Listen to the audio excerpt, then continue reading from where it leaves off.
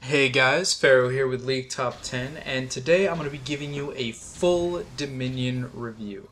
Now, I've taken a lot of time with this game mode, and I've played plenty of games. I think probably close to 50, and I decided that I was going to put up a full review telling you guys my opinions of this map.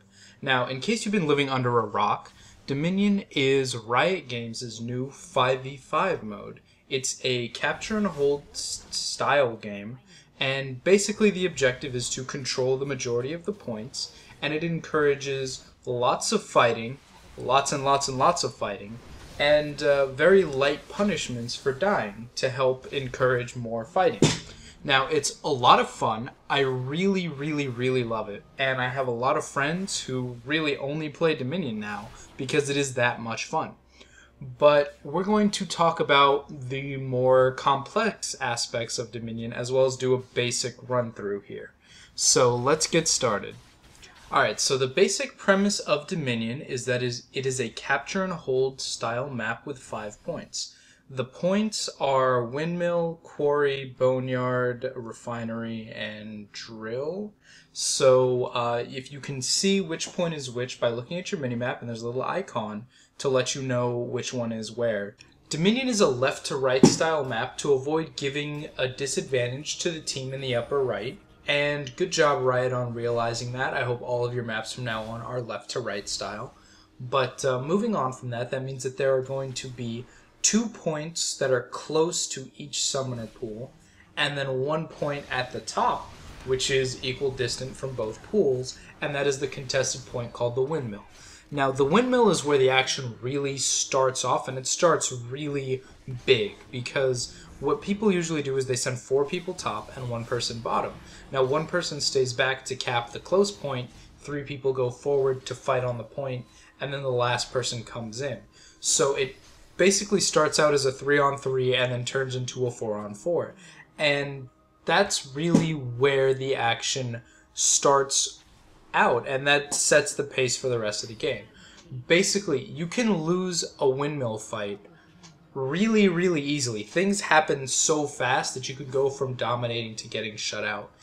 And losing that fight, while yes, it is a big deal, because of the way Dominion works and the comeback mechanics placed on the map, losing that fight doesn't decide the game. You can come back from 1 point. I've seen it happen a million times. And really, that's what I love about Dominion, is that it's so easy to take advantage of an opponent's poor play, and continuing to make aggressive moves isn't punished by denying you gold and experience, because the aura on the map always gives you gold and experience. You can keep trying to make that play that gets you back in the lead without setting yourself further and further and further behind, which is what happens on Summoner's Rift. And that has, I think, everything to do with Riot's decision to only give points to the team that holds, 3 capture points. Basically, you will only do damage to an opponent's nexus if your team has the majority of the capture points. Once you have 3 points, your nexus will not take damage unless the enemy completes a quest objective, which is to take a point. The quest objective will always spawn on 2 basically adjacent points, and it will not spawn there if there is like a promoted creep heading there or a large amount of minions heading there. It's not going to let it be capped right away, or if it's already in the process of being captured. The quest spawn is not random. It's calculated to not instantly give someone an advantage. Now, if it can still spawn when there's like a team fight happening near the point and there's like 4 people on the enemy team and 2 people on your team, and then you can just be like, man, we just got gayed because of that quest spawn. And that happens. It does, but it's not game changing, If you complete a quest objective, it deals 20 damage to the opposing team, and it gives your team a buff that increases your damage output by 10%. Now that's a pretty big deal, that's like the dragon on Twisted Treeline. But it's really, it's not game-changing to the point where if you complete a quest, you will automatically win. It's very easy to throw away a buff like that, and especially because it goes away when you die. Like, sometimes people sacrifice themselves just to get the quest objective, and that works out sometimes when your team is intelligent. But we play solo queue. We know that that's not a good decision. Usually sacrificing yourself for the greater good ends up with you just sacrificing yourself and everyone calling you a noob scrub. So it's a lot of fun solo queuing Dominion just to see how people react to you doing what I consider the right thing. And I mean, the thing about Dominion is that it's so teamwork oriented. Like, everyone needs to be focused on doing the right thing. Like, when you go to dive someone on a point, if anyone right-clicks the point, it stops it from attacking, because points act like towers when they're controlled. So you should always have someone capturing the point while you tower dive someone. And, that leads to interesting decisions. It leads to people, sometimes it's the right decision for both of you to jump on someone and insta-give them, and sometimes it's the right decision for someone to break off in the middle of a winning fight and stop the tower from killing someone.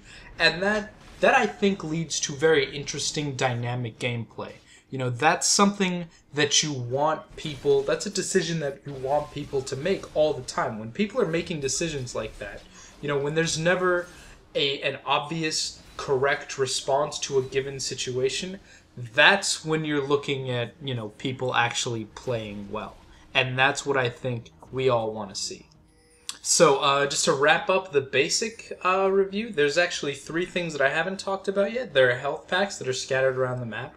There are 3 points on the map that give you a speed boost. It's a 30% increase when you run through them. Those are super awesome. And then there are the Storm Shield relics in the middle of the map, and those give you a shield that refreshes itself if you don't take damage for an extended period of time. And it actually hits people with lightning bolts sometimes too. So it's actually a pretty good shield.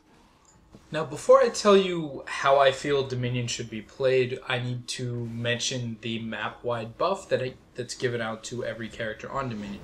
Now, this buff gives you constant experience gain, constant gold gain, passive spell pen, passive armor pen, and increased mana regeneration. Also reduced healing. So it's a very good buff. It kind of balances out tanky DPS a little bit and kind of nerfs sustain characters, because really sustain would dominate this map without that debuff. Alright, so now let's talk about the different ways that you can play Dominion. Now, a friend of mine told me that, they're basically, you need to have one of the 3 Bs to be good at Dominion. You need to be beefy, bursty, or brawly. And I kind of agree with that. If you don't have one of those 3 traits, then there's very little room for you. And the reason for that is because of just how many fights are going on all of the time. Like, if I were to shoutcast a game of Dominion, it would be impossible for me to catch every kill because there are so many fights going on simultaneously. And that's a great thing. It's an action-packed map. It's a map that forces everyone to fight all of the time. And that's exactly what I want. So back to the 3 Bs. Basically, if you can't instantly kill someone, and you can't survive long enough to slowly kill someone, and you are not tanky enough to hold a point, you shouldn't be playing Dominion. And there are a couple exceptions to this. And off the top of my head, I'm going to talk about 3 of them. There's Heimerdinger, there's Shaco, and there's Sivir. Now, Heimerdinger and Shaco are considered really good on this map for obvious reasons. They have Jack-in-the-Box and they have turrets, and they're very good at, sneaking around for Shaco and pushing a lane for Heimerdinger. And the turrets and the boxes help them hold a point against multiple people. Now, the thing about Shaco is that he's usually played AP on this map, and that's one thing that I love about Dominion, because you see really good builds on characters who don't usually get to use builds like that because Summoner's Rift doesn't allow for it. You know, you won't see a good AP Shaco on Summoner's Rift, and there's no place for something like an AD Scion on Summoner's Rift. But you take them to Dominion, and suddenly those characters get completely off-leash, out of control, dominating kids. And that's what I really like to see, is kind of a divergence from the regular. Now, back to what I was saying, which is that Heimerdinger and Shaco are good at controlling points, which is the point of the game. But people forget, they actually ignore the creeps on this map. Creeps are very important because they do a lot of damage and they capture a turret really quickly. And one thing that, you know, people always throw someone down to fight Heimerdinger and they usually end up losing, but Sivir is really, really good on this map just for that reason, because bottom lane is usually a 1v1. And if you throw someone like Sivir down there, who's considered completely useless by most people who play this game, she actually does a great job because she's able to push the wave really hard and force the creeps to either take the tower or have the enemy tank them. And you can't really tank the creeps on Dominion because of how much damage they do. Now, you hear about a lot of characters being specifically overpowered on this map, and, you know, the names that come to mind automatically are going to be someone like Rammus, Tryndamere, Jax, Akali, Yi. Like, those are going to be the characters that, you know, jump to the forefront of my mind when I think really, really good on Dominion. But the thing is that it's not impossible to deal with them. Like, all of those characters have a counter. When you're looking at like Jax, throw a really good bursty character at him. Someone like, I don't know, Malzahar or Swain. They would completely dominate Jax. You know, Yi or Tryndamere, get like Teemo to come blind him. Rammus, you just have to be coordinated and stop him from split pushing. You know, all of the characters on this map have specific counters. And, you know, even Akali, you know, they gave Lightbringer and Hextech Sweeper, which, by the way, two of the best items ever made for any video game ever. Like, they're cost-effective, great stats, great counter-pick item. I cannot stress enough how good these items are. And really, I've been saying that a lot about the items on this map. They're just so appropriate, so well-designed, and so fitting that it's hard not to enjoy the map just because of the items. And really, like, there are a lot of points of contention. You know, a lot of people are going to argue that the map is completely imbalanced, but I really think that there's room for strategic development of this map. I think it could actually be an action-packed, competitive map. And, you know, maybe I'm crazy for saying that, but that's really my stance on it, is that I could really see competitive Dominion happening and being a lot funner to watch than something like Summoner's Rift.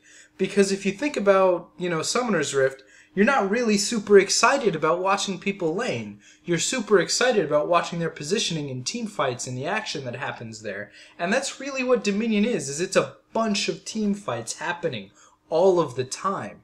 So, I mean, my final thoughts on Dominion are basically that it's really, really, really fun, and there's a lot of room for growth here, and I could actually see it turning competitive, which I guess makes me completely psychotic. Because, I mean, really, me and my friends have a saying when we play Dominion, and that it's not about making good decisions, it's about having a good time, and you just need to go hard in the paint and mess somebody up. And that's really what we do when we play Dominion. You just go in and you try and kill somebody, and you have the most fun ever. And, I mean, that's really what the map is for, and it does its job very, very, very well. So, you know, once again, guys, this has been Faro with League Top 10. I'll see you guys soon.